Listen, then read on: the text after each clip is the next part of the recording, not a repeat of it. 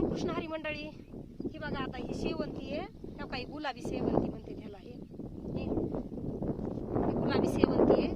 ह्या शेवंतीला 3 महिने पूर्ण झाले तर आता फुलं लागायलेत. ही अशा ह्या काही छोट्या कळ्या लागायला लागल्या. तर ह्याचं आता मोठं झाड होतंय, असं एवढं मोठं झाड होतंय. आणि हे फुलाच्या तिकडं विकायला जे फुलं जे हार हे बनविते त्यांचं तिथं विकायला देतात ही फुलं. ह्या काही हाराच्या ही कामाला येते. आणि ह्या काही पांढरी शेवंती, ही पांढरी शेवंती, ह्याला काही आताच फुल नाही लागत, थोडा वेळ लागतो ह्याला पण कळ्या धरल्यात. आणि एक 8-15 दिवसामध्ये छोटे फुलं लागतील पांढरी. आणि ह्याला त्याच्या अगोदर लागले जरा.